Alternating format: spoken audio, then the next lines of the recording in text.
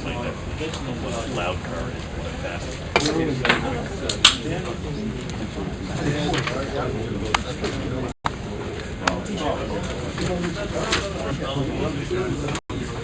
Ear protector, feel it in your chest. Anybody else need a handout? The bleachers vibrated. Come in with this device, hard disk drive, Kept accelerating, you know, the whole way.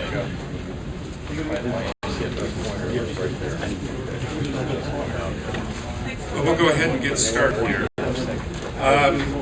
What I'm going to talk about a little bit is just some ideas on how to debug filters. A lot of these things are common sense. There are some hints inside of some information you can use about the OS that may help a little bit. Those of you that have been developing kernel applications and stuff for many years, a lot of these will just say, well, duh. But it's just common sense. First of all, I just wanted to point out some of the useful commands we have. Some of this is a little redundant from what Andre said. Probably one of the most useful commands they had was this DT command to display types. One thing you must realize, you have to have PDB files or it won't work. In fact, one thing Andre didn't point out is that if you don't have PDB files, a lot of the kernel debugger extensions won't work because they require it. They require the type information. And so you can see, if you don't have them, you see this message saying that they don't work. And so that is, I don't know if it's a drawback, it's just a reality of the way things are moving. And again, I don't know if you pointed it out, the reason they need the PDB files is so that they can debug 64-bit or 32-bit with the same debugger extensions, and it can have different size structures and things can be different, and it'll just work. And that's the reason they're doing all this. And it's a nice model. One of the useful commands is the -R. What it'll do is it'll explode a structure and go deep. The command I forgot to put on there is they have added a new command, -B. What the R does, it'll actually follow pointers and go in and expand pointers. I mean, you can have these huge displays that are sort of unwieldy. B will not go through the pointers. It'll just go through the structure and blow it out. And there is an optional depth command on the R. DT actually is unique in that it has a help built into it. So you can do DT-H. The debugger docs have excellent usage examples. I recommend everyone go in and look at it. One comment, there is a flaw in the debugger helps that you have on your machines today. We got a build just on Friday, and they messed them up. There's many debugger extensions that are missing in the documentation. We hope to have this resolved today or tomorrow. As soon as we do, we'll put a copy of the updated file up on the server, and those that want to look at it can get a copy from there. Looking at useful structures. One complaint has always been is that there was never a good way to look at a file object. Well, this is probably a reasonable way now. And what's nice is if you use the -R1, which you have to, it'll actually show the file name right there. So you can see the file object, it'll blow up, show you the name. That's useful. Obviously, those of you doing this, you know about DevOb. Also, you can do it via DT. You get more information. DevOps is nice because it consolidates a lot of it and follows some pointers. You can look at VPBs. You can look at drivers, look at ERPs. These are standard commands that most of you use that are just required for debugging filters. Bang PCR is useful because for one thing, it'll show you your current Urkel if you have questions about what state you're at. And also it can show you your current thread if you don't want to use Bang thread, which sometimes takes a lot of space because there's no way to suppress the stat display on it. Bang object is a very useful one because not only will it tell you the type of the object if you don't know, but it'll display handle and pointer counts, so you can tell if there's anyone that has this file, if, for example, it's a file object, if anyone has a handle to it, and what the usage counts are. And also, if it has a name, it'll display the name. So you can also do Bang object of, for example, a file object, and it'll show you the name there. That's another simple way of finding the name of a file object. Some question? Okay. Just useful commands. Andre talked about most of this. I love the stack printer with prototypes. There are a couple problems in the current version, but it's getting better. And it's useful to see all prototype information right with the parameters. The N is nice because of the new .frame command, which he talked about. He didn't talk about this one. There's this KD, which is, I think it's been there for a while. Display raw stack with symbols. Unfortunately, the debugger really requires symbols to display the stack right.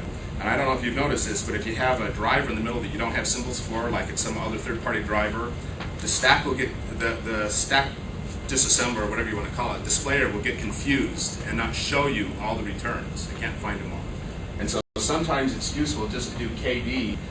And what this does is it displays the stack with its values and will give you the symbols that are relative to that. And you can see additional subroutine calls that may have been missed. And this is just something useful to do. DB is a wonderful command because it displays locals. You need to remember though, if you have locals that are generated inside of additional begin blocks in your code, whatever, I don't know what the term they use for that, but if you have those nested locals, it does not currently work on this, will not show us. They are fixing that. There's a new debugger format, symbol file format that's coming out, and that will be fixed in the future, but it doesn't work like that. Now, internally we use KD a lot. One of the reasons for that is it's historical. The reason we always use KD and didn't use WinBag in the past is because we remoted. Andre talked about the remoting, where you couldn't remote WinBag. And so we always just had to use KD for the debugging. That has been fixed, and so it's nice because more and more people are using WinDBG inside and enjoying it a lot. But I still brought up, for those of you that do use KD, these are some really useful features. Dot lines to turn on the source level stuff, and you can put that on the command line. You can control source modes. You can display with this L+S. It turns on when you do display registers. It will display the source line number you're at in your file, along with, and it shows the code. It's not just the line number. It shows the code with the line number, source file, everything. It's very useful. And you can turn on, it'll actually trace by source line, so you can step in KD and trace by it. And also set breakpoints by line number in your source files. To me, that one is incredibly useful, because when you're looking at a subroutine that's yay long and you want to set a breakpoint down here, it's hard to find it in assembly. You spend a lot of time trying to just figure out that location. And so these are wonderful new features. Different commands for looking at processes. There's bang process. There's many options for looking at the threads in a process and expanding the stacks. The documentation is very good, has all of that in there. Bang thread to show you your current thread or other threads.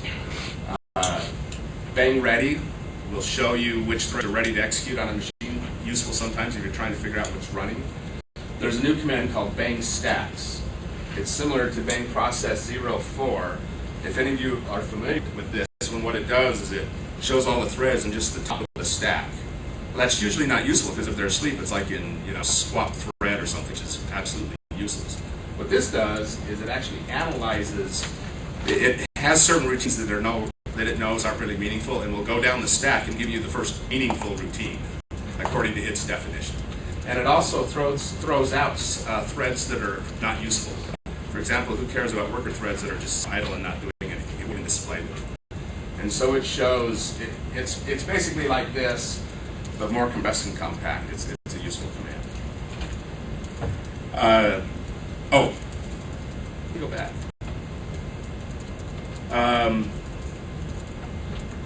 I had a thought of a command that I left off. Oh, well, I don't remember. I'll think about it in a minute. Examining. I like bang pool a lot. As you're looking at failures, what it will do is it'll tell you how the memory of a if you're looking at an address and want to know who's using it, how it's being used, bang pool is especially useful, because what it'll do, you can give any address, and it will tell you in dynamically allocated memory how it's being used. It'll actually show you if the memory is allocated or not, allocated or free. It'll give you the tag ID of the person who allocated it, so hopefully you can get meaningful information. It's a very useful command in that regard. Bang VM will show you basically the pool counters in the system. Sometimes if you think you're running low on memory, you can run this, see how much memory memory's in page pool or non-page pool. If you see there's a non-page pool, maybe that's a signal that it's a problem. There's not very many free pages. Also, Bang VM will dump the different memory tags. And I hope all of you are using the memory tagging. If you're not, you need to fix that right away. You should use the tagging feature of the OS to find your memory. It's very useful, especially with commands like pool find. If you want to know how much memory your driver is using, use pool find with the tag, and it'll give you how much memory your particular driver is using.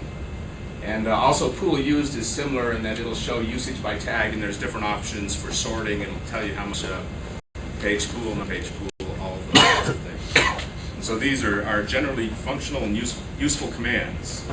Examining different locks. Unfortunately, the only really useful one is bang locks. We don't have anything that really displays what mutexes we have or spin locks that you have out there. The bang lock will display resource usage. If you do bang locks by itself, it displays every lock in the system. Well, it'll actually display every lock that has contention. There is an option that'll display every single lock in the system because they're all registered. It can take a while, just be aware. You can do bang locks with a particular resource address, and it'll tell you all the threads that are trying to gain access to that lock. Typically, and it'll tell you whether it's currently shared lock or exclusively locked. And if it's exclusively locked, it's that first thread in the list is the exclusive one. We've talked about fixing it so it's a little more clear as to which thread holds exclusive lock, but it's the first thread in the list. That's the guy. That one we should clean up, and we have talked about this. Examining faults. There's a wonderful, you used to have to do this DDKI bug check data L5 to get bug check data. You had to know this symbol, and I'm not sure how well that was documented or people knew. It actually had a command to the debugger to do this. It's called .bug check. And it'll basically do that for you. Just made it simpler. KV. KV is a useful command because it shows your stack with exception information. And you can look for exception frames or trap frames and different information in there. And gather information. And that's what these are for. There are certain debugger commands, and I chose not to put them in here because if you go into the debugger help documentation, they have very extensive information on how to handle all of the debug traps. In fact, I have a slide on this in a moment. And so they went into detail, so I sort of cheated and didn't put it in here because that was some of the information I was going to put in. But as Andre pointed out, they've eliminated these debugger extensions of, there used to be a bang trap and a bang CXR. They've now built them into the debugger, which is very nice because they literally change the context of your debugger when you run it. So if you do bang CXR and give a context record, all of a sudden when you do R, it's in that context. If you do stack backtrace, it's in that context. You can switch among multiple of them, and then if you give the command without any parameters, it'll switch back to your running thread context. And so they're very useful. But those are fairly standard ways of, and if anyone has a question about any of these things, feel free to raise your hand. But these are fairly common ways to figure out when you have an exception of how to deal with them. Let me see something. Okay. The first area, when debugging faults, obviously the first thing you have to do is determine what exception occurred. And .bug check is probably the best way to see that. Now the help, the debugger help, and this is debugger that just comes with the installation. How you find these things is, unfortunately, it's not indexed. What you have to do is a search. What you want to do is search for 0x0a or 0x1e or 0x7f, whatever the different faults are, and it'll pop you right to it. And like I said, they have very detailed information on how to handle them, how to deal with them, different things to do. I was very impressed with what they put in there. And so I would recommend, as you're handling faults, to just go to that first and to explain what it is. For example, I know all of you have seen on A, Urkel not less than or equal. I remember the first time I saw that, I said, now what the heck does that mean? And and the help tells you very nicely. It means your driver accessed page memory at the DPC level. I don't know why they couldn't call that the error, but they don't. And so it explains everything, and it explains how to handle it. Also, as you're debugging faults, maybe the fault is an assert. There's asserts all over in the kernel. I'm hoping there's asserts in your code. Obviously, you have to simply examine that and see what's happening. And also, the driver verifier. It's supplying much better information than it has in the past. One of the things that they're adding to it is that when you get a driver verifier failure, they're actually putting now a URL, a website you can go to that will give you detailed information on that failure. And so this is a great new feature to help all of you out. And so, and just beware, the verifier is getting more and more picky. Some more issues with debugging faults. Lots of reasons to happen that faults occur. You could access free memory, you could access the raw memory, not be resident. These occur because you have uninitialized variables on the stack, whatever. The memory could have been stomped on something, and hopefully the verifier can help with this. I don't know if all of you know what verifier does, but one of its great features is if you're verifying driver is that all your memory allocations, each one goes to an individual page of memory. And what they ended up doing is putting it at the end of the page, and then putting guard pages in between each one. This way, if you access beyond the end of your structure, you're going to page fault right then rather than corrupting memory. And that's actually an option. You can also, through the flags.exe, change that so that it pads your memory at the beginning of a page. So if for some reason you're writing at the beginning of a buffer instead of the end, you can have it in that mode also. But by default, since most of the memory problems are writing off the end of the buffers, by default they pad it at the end of the page. So. Right. I wasn't aware of that feature. I didn't know that one. That's useful to know. And so that's a great feature for finding memory corruptions if you think it's in your driver. And what's also nice about the verifier is that you can target drivers with it. The one huge limitation with the memory allocation scheme is there's just not enough address space. With the Itanium, those sorts of limitations go away, but it's going to be a while before we're all running on Itanium machines. And so that's why it's better to target selective drivers rather than just turning it on in the whole system. There is a bang verifier command in the debugger that will tell you how much of your memory that you've allocated, and you can look this up in the documentation. It will tell you how much of your memory is actually going to what they call special pool, which is this special allocated space. If you're not getting all of it, then you may get these random corruptions. And so you can tell if all of your memory is going to special pool or not, all the memory allocations you're doing. That's another reason why you just can't turn verifier on the whole system. It just won't. It'll be random what goes in there and what doesn't. So obviously you have to figure out why you faulted, and here's lots of different reasons. In fact, one that I thought of just this morning that I forgot to put in the slide is, sometimes you jump through pointers.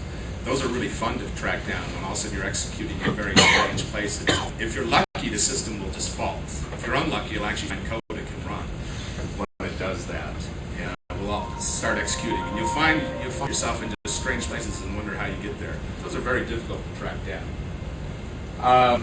But these are different reasons that you may have had a fault, performed illegal operations, code being corrupted. This can't happen, even though we're trying to protect better by having the code be read-only. Those should be less now. But beware that it can happen. It's something to look at as you're trying to figure out what's actually wrong.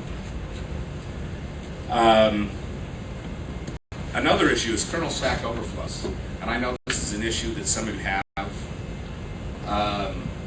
If you want to know how big your stack are or where you are, if you look at bang thread or bang process with 7, which gives you the full thread information, it'll tell you how big the stack is, where it starts, where it ends. It gives you all of that useful information. You can tell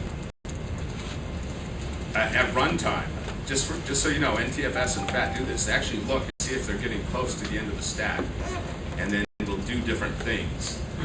The recommended solution for Stack Overflows is not to swap stacks, because people are starting to be a bit, that the verifier is starting to detect people swapping their own kernel stacks. And we don't support it today. And what you should do is pen the operation. Go off to a worker thread, complete it there, because you're getting a new clean stack. That is the recommended solution by Microsoft for Stack Overflows. We do it ourselves inside our own file systems. And so if you're having problems in that area, that's how you need to deal with it. Again, I think I talked about this. There are obviously system-generated faults. Vertical not less or equal. You get NTFS file system. I'm sure all of you have seen that. I noticed looking at the debugger docs that not all exceptions are documented there, and I sort of asked them why, and they said, well, those things don't normally occur. Please, if you're seeing exceptions that aren't in the documentation, email to that email address that Andre gave and complain, and let's get it in there. For example, I noticed that FAT isn't documented, whereas the NTFS one is. So we're going to see if we can get that put in. Because I know many of you have to deal with FAT file systems.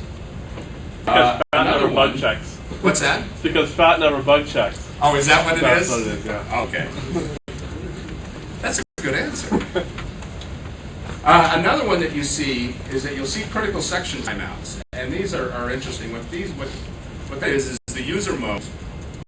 You know, they have critical section codes in user mode as well. And if you haven't seen these, it's basically there's a time limit. The system will, on checked versions, will actually generate a fault. And what's fun about it is you figure out why this happened, and it's usually because some thread somewhere is hung. And we're going to talk a little bit about that. Now let's talk about debugging hangs. And is there any questions up to this point? Debugging hangs is a little messier. And obviously there's lots of reasons thread hang. There's deadlocks, and typically that's not following a logging hierarchy. They can also hang because the memory of a lock is corrupted.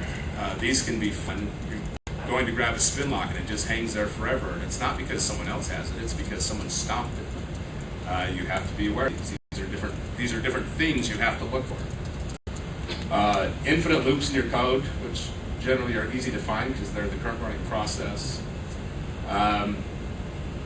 We see this sometimes, that there's, especially on stress cases where there's low priority threads and they're simply not being scheduled. So it looks hung, but it may not be. It's just that it's not getting any cycles. Obviously, there's hardware failures. I know none of you have ever seen a disk controller fail or a disk drive fail on the machine, right? That never happens. So obviously that can, or simply out of resources. I have seen cases where people just assume, hey, if it's not out now, it'll be out. It'll be, or if it is out now, it'll be available in a little while. Just wait for a couple seconds and try it again, and literally hang there forever, waiting for more resources. Those are sort of like infinite loops, but the things to look for, and those are probably not good ideas of ways to code your to program your code. Okay, different ways of determining which thread is on. Obviously, one of the first things to look for is the current process in infinite. Those are generally pretty straightforward. Shouldn't be too hard to tell. Be sure and check all the processors if you're on an SMP machine. You know, it's an easy thing to overlook that maybe one of the other processors is in an infinite loop mining. Another thing to look for, which is fairly common, is to determine what processes are in your module. I'm assuming that you're looking for a hang in your code. And so what you want to do is find what processes are in your module. The good old standard way is displaying process 077, and I'm sure most of you use this command. Displays all processes and threads with full stack information. And it may take a little while. What I typically do is then cut and paste it over to an editor, and then I can look at it. And it's pain, but it works quite well, because then you can locate which threads are in your module and may have resources locked in and figure it out from there. And again, I said this earlier, if you don't have symbols for all modules on the stack, backtraces may be inaccurate. You just have to be aware of that and deal with it. Oh, the KD, that isn't saying use KD the debugger, that's the KD command that dumps raw stack information. So the next question is, are the threads actually hung, or is the system just slow? You can check thread priority. Again, that's in Bang thread will do that. Another useful way is you can set a breakpoint when a thread is scheduled. If you will do this, you can do DT of the E-thread structure for a thread address. And if you will set a right breakpoint for 4 at the address plus the offset of E-thread TCB.context switches, which I know in Whistler today is 4C. You'll set a right breakpoint there. What happens is, what that field is, that context switches, is every time the scheduler schedules your thread, it bumps that number. And so if you'll set a breakpoint there and do go, all of a sudden you'll wake up when your thread runs again, and you'll be in your context. This is generally a lot nicer than setting breakpoint in your code somewhere, because gee, this is generally re-entrant, and you may hit that 100 times before you'll get to the thread you're interested in. And so here's a useful trick for breaking when a given thread is scheduled. Also, a way to tell if a thread's hung or not is you can always just do go and let it sit there a while. And Bang thread does show your kernel CPU usage or user usage, and also you can look, and it also shows this context switch count, so you can tell if the thread's even. It may not be registering time because it's just checking something and sleeping again, but this count does get incremented every time it is scheduled. Okay, you need to see. Okay, assuming we've got to this point and you found some threads in your module and they are blocked, gee, what are they waiting for? Well, obviously there's lots of different reasons. They could be waiting for an object, and there's things like events and utexes and semaphores and timers. The best way to find that is to bang object. It'll tell you the type of the object it is, and so it'll give you a hint. And then what I usually do is do bang pool on that to figure out who owns it. Is it something? Is it my structure? And also what's nice about Bang Pool is it'll show you the front of the memory allocation. So you can see, gee, if it's my structure, well, if you've tagged different structures with unique tags, which I'd recommend, it's easy to tell because it'll just show you your tag and you can say, oh, it's that structure. If not, at least you could figure out the offset of that particular resource and maybe figure it out that way. Again, use tagging. It's very useful for tracking these things down if you use them well. Typically what we do is we'll use the first 2 letters are a common letter for our filter, and then the next 2 letters we use for different types of structures you allocate inside. And of course, you should always look at these things. Has your structure been corrupted or freed?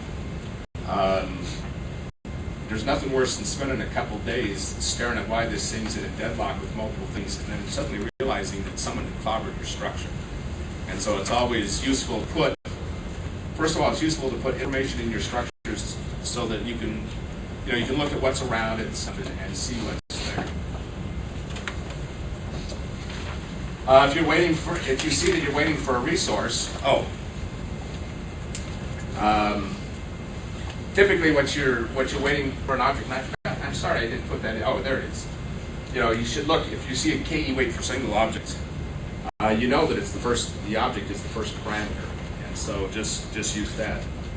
Obviously, if you're in one of the EX acquire routines, the first parameter is the resource. And so these are easy ways to tail.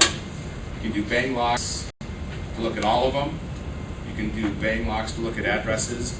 What's nice about bang locks when you do all of them is if those resources are in global variables, it'll actually give you a symbol to that global. It'll actually tell you. And so that's a useful feature. Again, and I said this earlier, when you're doing bang locks, it'll show you all the threads currently vying for that lock, whether, unfortunately, it doesn't tell you whether they want exclusive or shared, but it will tell you how many exclusive waiters and how many shared waiters there are, and it will tell you if it's currently exclusively locked.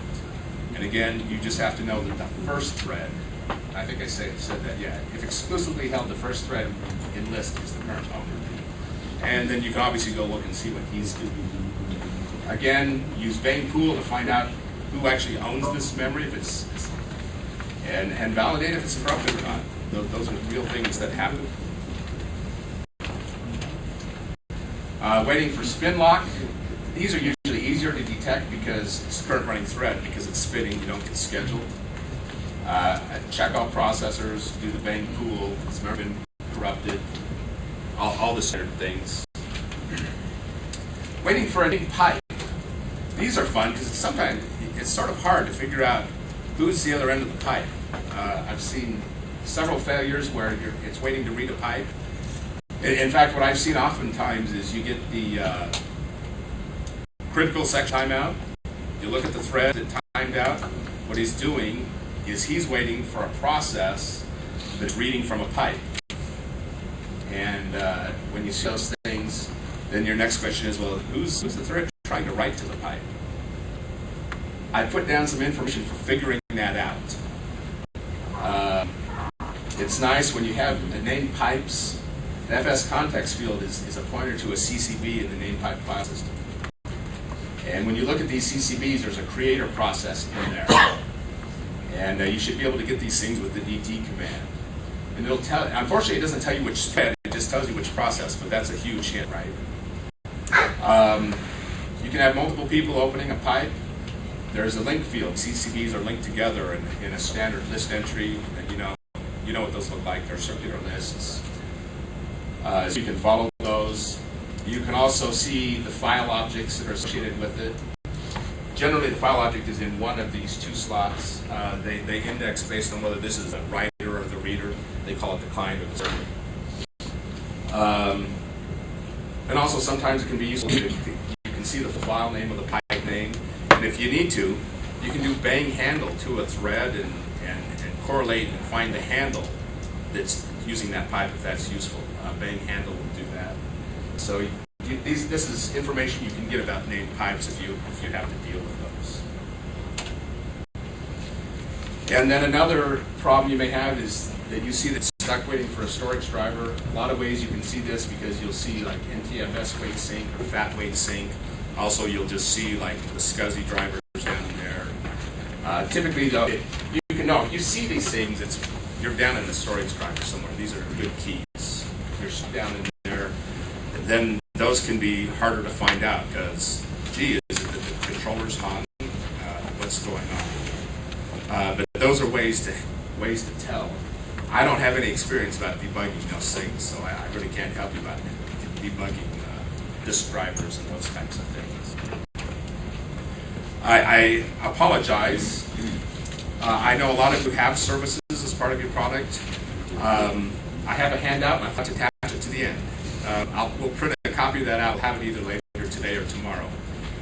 One of the things it tells you is if you want to just attach to your service after it's started, that's pretty easy. There's a KD or WinDBG-P command, and you can give the process ID. They've actually added a PN. You can give it by name, and you can attach to it after the fact. If you need to debug your service from the beginning, that's a little trickier. And I actually list out all the steps you need to do to debug your service from the beginning and not have the debugger killed in 20 seconds because you didn't give the service timeouts in time. Again, we'll have that later today or tomorrow morning, and we'll just put them up here and you can come and pick them up. So that's actually useful stuff for dealing with services. And then in closing, these are things to do that help. What you want to do is you want to make your life easier. So first of all, obviously use the verify. And as you get down the line, be sure and use fault injection. And it'll stress your filters. It'll give it out of memory errors, and hopefully you're dealing with all those. And the way we run, as we're testing on our test machines, we always have the verifier on it. We just always run with it from the beginning. And I'd recommend doing that. It's always good to design defensive code. I hope you're using asserts. Just so you know, in Whistler, the definition of assert has been changed to an expression now instead of a statement. And for those of you who are real detailed in how C functions, what allows you to do is it lets you put asserts inside of macros that have return values and everything. Use asserts extensively. It's there during the check build. Sure, it may run a little slower, but it can find some great bugs. One of the issues is make sure your filter can always make forward progress. Handling out of memory can be a real issue. We obviously have nasty problems in the OS if you're trying to, if we're out of memory or trying to fulfill, we're trying to page information out to get more memory. Well, we obviously need memory to do that. If we're out, those are really bad situations. Now, you guys shouldn't have to deal with stuff at that level, but you need to design your filters so that you can always make forward progress, that you don't have infinite loops, that you don't wait for resources and assuming you'll eventually get it, because you may not. You need to have fallback situations to deal with these things. It's not easy, but it's a thing to consider. Take advantage of the try except feature. It's a great way of handling exceptions. It makes your filters more robust. I mean, the last thing you want is blue screens on the machine and customers calling to you. By simply putting try except to handle your own failures or own faults that might be getting, it's a useful feature. There is a little bit of a price for having them. There is performance issues. It's not much, but they're good things to put in there to make your code more reliable and more stable. Again, always have a lot of resource errors, especially memory. And just one of the hints: avoid casts. Now, I've had this debate with someone whether you could write an OS without a cast, and actually, I'm of belief you can't. But in general, if you design your code right, you shouldn't really need a cast. I have seen, over the years of doing this type of stuff, I've seen really bizarre things occur simply because people were using casts along the way. They have a place, they have a need, but they are dangerous, and you need to realize that you can be bit by them. And so take advantage of those. And basically, that's all I have. These are just some hints. If you guys have some other scenarios that you have questions on, feel free to come and talk to me. We're here to help, and we can improve on this over time. Thank you. Any questions? What is that? On the avoiding cast, there's two really neat macros: containing record and field offset. Yes. Look at FastFat, the examples there, because if you use that, if you're making mistakes, the compiler will catch it. It does catch it? Yeah. So using those, you want to use those macros. That's a very good point. Those are very useful macros to use. We use them extensively inside, and they do work well. And they are useful. I mean, you need them if you're walking linked lists and need to get back to your structure. That's the right way to do it. Don't do your own offsetting with casts and stuff. Use the macros that are provided. Thank you. That's a very good point. Anything else? We have another presentation. Do you want to go into it, or do you want to take another couple minute break? What's that? Right.